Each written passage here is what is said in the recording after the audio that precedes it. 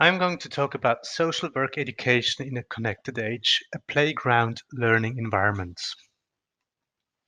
I've learned that it's good to start a presentation with an astonishing fact. I'm sure everyone listening is more or less familiar with Moore's law, but this graph is still fascinating.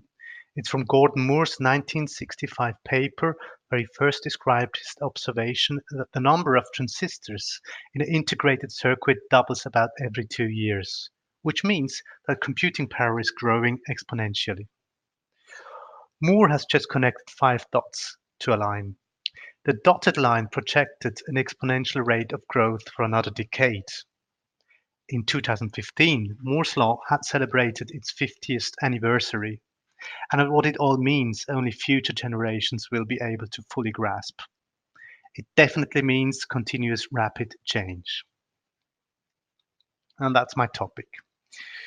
I'm going to talk about implementation in a changing environment, more specifically about the implementation of education technology in a rapidly changing environment. What if technology evolves at an exponential rate? It means, slightly overstated, executing plans in a reality these plans no longer refer to. It means we have to experiment, to try things. Ideally, and that's my presentation here, in a playground environment. There are still other challenges. I'm responsible for implementing education technology at the Department of Social Work, which is part of the Zurich University of Applied Sciences.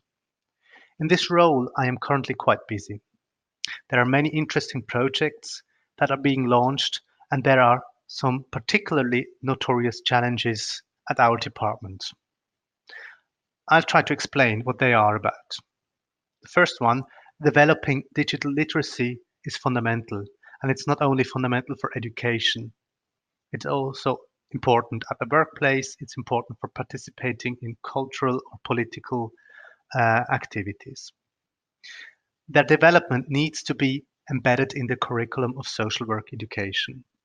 And to achieve this, the necessary competencies of teaching staff need to be developed as well. It is not only about technological skills. It requires profound understanding of digital environments, their opportunities, their challenges, and their dangers. Developing digital literacy is not sufficient, and this is the second big challenge. A change of the traditional roles of educators is also necessary. The shift to student-centered learning in digital environments requires teaching staff to act differently. They are asked to act more as guides and facilitators. These two challenges are probably familiar to most of you. They're also discussed in the detail in the 2018 Horizon Report for Higher Education. Actually, the latter one is even listed among the more wicked challenges. The third challenge, overcoming biases against technology, is more specific to social work education. Of course, there are many social work professionals who are exploring the impact of digital like technologies and are using education technology in innovative ways. Recent studies, however, have indicate that digital practices are adopted comparatively slowly in social work, leaving the profession in many ways behind the curve. There are many ways to deal with these challenges. The one I'm proposing is a playground learning environment. This playground learning environment is deliberately set apart from the core topics of the discipline. It enables direct experience with education technology without interfering directly with the curriculum. It runs parallel to the mandatory modules. Ideally, such a playground learning environment, set apart, can serve as a, and I quote here Meyer Land's 2003 paper on threshold concepts and troublesome knowledge, they can serve as a portal opening up a new, previously inaccessible way of thinking about something.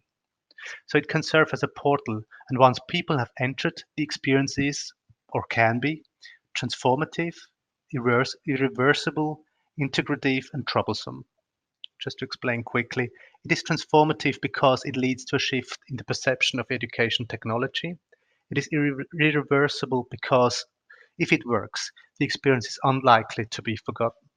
It is integrative because it can reveal how digital environments are really relevant for traditional topics of social work, and it is troublesome because it means a change of roles and self-perception. So, more concretely, what is this mini MOOC? How does it look like? I'll show this online, just design of this mini MOOC, how I try to implement it at our department. The mini MOOC is set in Open edX, and as usual, there is a getting started section where students are being introduced to the mini MOOC.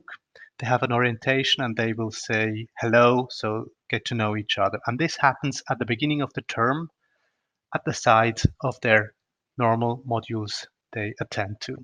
Once they're introduced to the topics or to the mini MOOC, they have a selection of social work topics. I have a few examples here like migration, delinquency, poverty, community development.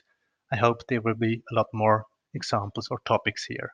The idea is that the students go through these topics and they select one they find interesting. They will have some resources to search through stories for migration. I have a database of stories from the UN, and they're asked to just select one they think are interesting that is interesting for them. Once they have found one, they're asked to write a short summary and explain why they find this topic interesting, what they would like to know more about it, and what they expect to learn during the term to better investigate on this topic. Then there's the normal term. They learn about theories, methods, and so on related to social work.